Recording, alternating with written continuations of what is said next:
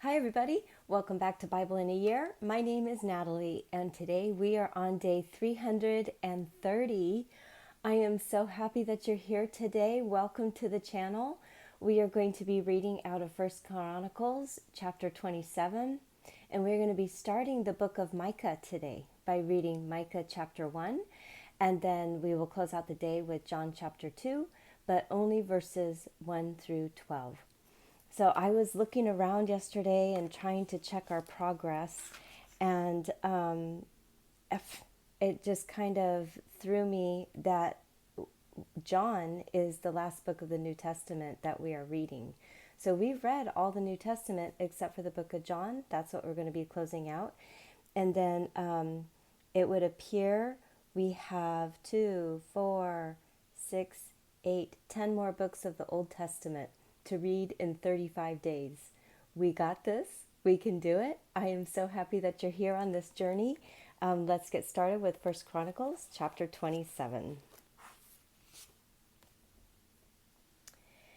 Now the children of Israel, after their number, the heads of fathers' households, and the captains of thousands and of hundreds, and their officers who served the king in any matter of the divisions which came in and went out month by month throughout all the months of the year, of every division there were 24,000. Over the first division for the first month was Jeshubim, the son of Zabdiel. In his division were 24,000. He was of the children of Perez, the chief of all the captains of the army for the first month.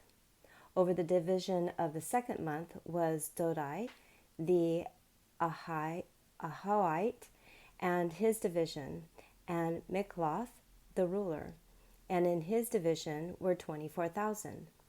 The third captain of the army for the third month was Benaniah, the son of Jehoiada, the chief priest. In his division were 24,000. This is that Benaniah who was the mighty man of the 30 and over the 30. Of his division was Amizabad, his son. The fourth captain for the fourth month was Asahel, the brother of Joab, and Zebediah, his son after him. In his division were 24,000. The fifth captain for the fifth month was Shamhuth, the Israelite. In his division were 24,000. The sixth captain for the sixth month was Ira, the son of Ikesh, the Tekoite. In his division were 24,000. The seventh captain for the seventh month was Helez, the Pelonite, of the children of Ephraim. In his division were 24,000. The eighth captain for the eighth month was Sibbecai, the Hushathite of the Zerahites. In his division were 24,000. The ninth captain for the ninth month was Ebiezer, the Anathothite of the Benjamites. In his division were 24,000. The 10th captain for the 10th month was Maharai, the Netophathite of the Zerahites. In his division were 24,000. The 11th captain for the 11th month was Benaniah, the Pirathonite of the children of Ephraim. In his division were 24,000. The 12th captain for the 12th month was Heldai, the Netophathite of Othniel. In his division were 24,000. Furthermore, over the tribes of Israel, of the Reubenites, Eleazar, the son of Zichri, was the ruler. Of the Simeonites, Shephatiah, the son of Micah, of Levi, Hashabiah, the son of Zamuel, of Aaron, Zadok, of Judah, Elihu, one of the brothers of David, of Issachar, Omri, the son of Michael, of Zebulun, Ishmaiah the son of Obadiah; of Naphtali, Jeremoth the son of Azrael; of the children of Ephraim, Hoshea the son of Azaziah; of the half-tribe of Manasseh, Joel the son of Pedaiah; of the half-tribe of Manasseh in Gilead, Iddo the son of Zechariah; of Benjamin, Jasiel the son of Abner; of Dan, Azarel the son of Jehoam. These were the captains of the tribes of Israel. But David didn't take the number of them from 20 years old and under, because Yahweh had said he would increase Israel like the stars of the sky. Joab, the son of Zeruiah, began to take a census, but didn't finish, and wrath came on Israel for this. The number wasn't put into account in the Chronicles of King David. Over the king's treasurers was Azmaveth, the son of Adiel, and over the treasures in the fields, in the cities, in the villages, and in the towers was Jonathan, the son of Uzziah. Over those who did the work of the field for tillage of the ground was Ezrai, the son of Chalub. Over the vineyards was Shimei the Ramathite. Over the increase of the vineyards for the wine cellars was Zabdi the Shifmite.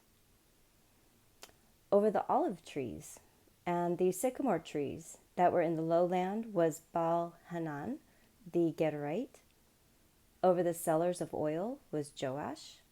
Over the herds that fed in Sharon was Shitrai the Sharonite. Over the herds that were in the valleys was Shaphat the son of Adlai.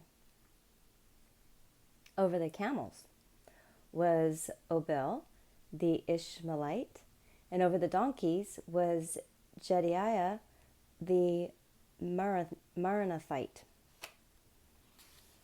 Over the flocks was Jaziz the Hagarite, and all these were the rulers of the property which was King David's. Also, Jonathan, David's uncle, was a counselor, a man of understanding, and a scribe. Jehiel, the son of Hakmoni, was with the king's sons. Ahithophel was the king's counselor. Hushai, the Archite, was the king's friend. After Ahithophel was Jehoiada, the son of Benaniah, and Abiathar. Joab was the captain of the king's army. Oh, Chronicles. Makes it so difficult for me. All right, that's all right. It's good to know the names, right? All right, let's start the book of Micah, chapter 1. Yahweh's word that came to Micah of Moresheth in the days of Jotham, Ahaz, and Hezekiah, kings of Judah, which he saw concerning Samaria and Jerusalem. Hear, you peoples, all of you. Listen, O earth, and all that is therein. Let the Lord Yahweh be witness against you, the Lord from his holy temple. For behold, Yahweh comes out of his place, and will come down and tread on the high places of the earth. The mountains melt under him, and the valleys split apart like wax before the fire, like waters that are poured down a steep place. All this is for the disobedience of Jacob, and for the sins of the house of Israel. What is the disobedience of Jacob? Isn't it Samaria? And what are the high places of Judah? Aren't they Jerusalem? Therefore I will make Samaria like a rubble heap of the field, like places of planting vineyards, and I will pour down its stones into the valley, and I will uncover its foundations. All her idols will be beaten into pieces. All her temple gifts will be burned with fire, and I will destroy all her images. For of the hire of a prostitute has she gathered them, and to the hire of a prostitute shall they return. For this I will lament and wail. I will go stripped and naked. I will howl like the jackals and mourn like the ostriches. For her wounds are incurable, for it has come even to Judah.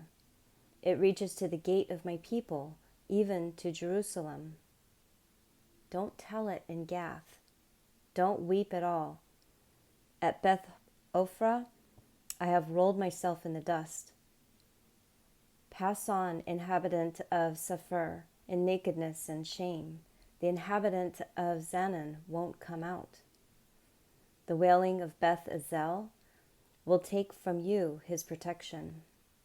For the inhabitant of Marath waits anxiously for good, because evil has come down from Yahweh to the gate of Jerusalem. Harness the chariot to the swift steed, inhabitant of Lachish. She was the beginning of sin to the daughter of Zion, for the transgressions of Israel were found in you. Therefore you will give a parting gift to Morsheth Gath. The houses of Achzib will be a deceitful thing to the kings of Israel. I will yet bring a conqueror to you, inhabitants of Maresha. The glory of Israel will come to Adullam. Shave your heads and cut off your hair for the children of your delight. Enlarge your baldness like the vulture, for they have gone into captivity from you.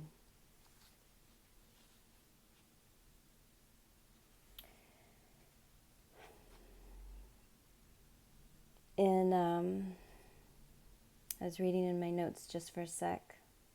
In verse 2, hear you peoples, all of you. Listen, O earth, and all that is therein. Let the Lord Yahweh be witness against you, the Lord, from his holy temple.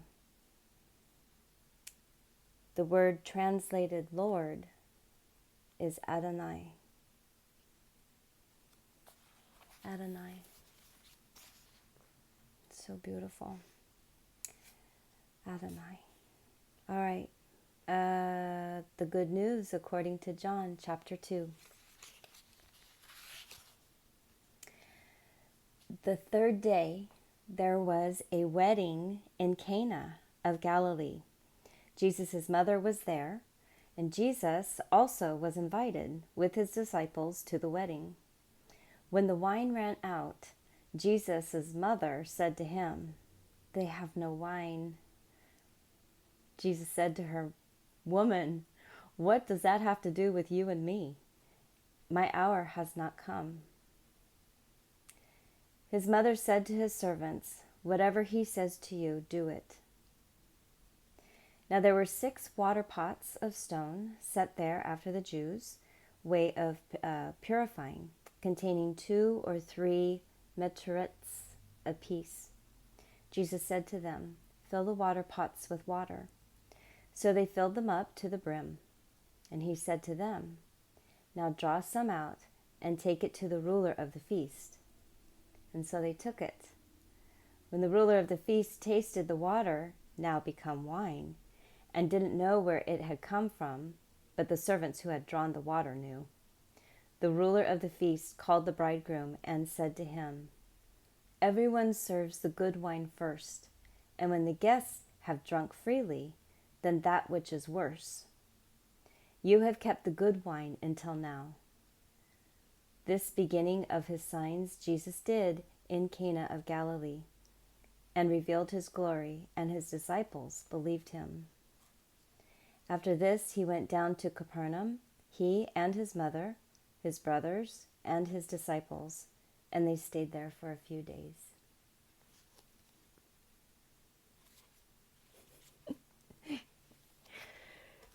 So I know there's a much bigger picture. Jesus performing his first miracle with the turning water into wine for this wedding and this very special moment, this very special day. But what I get out of it is being a mom and being stuck in a situation. And I go to my son, and then Jesus just so kindly saying, it's not my time yet. What does this have to do with us? It's such a sweet, sweet story between Mary and Jesus. I enjoy it. And I hope you did too.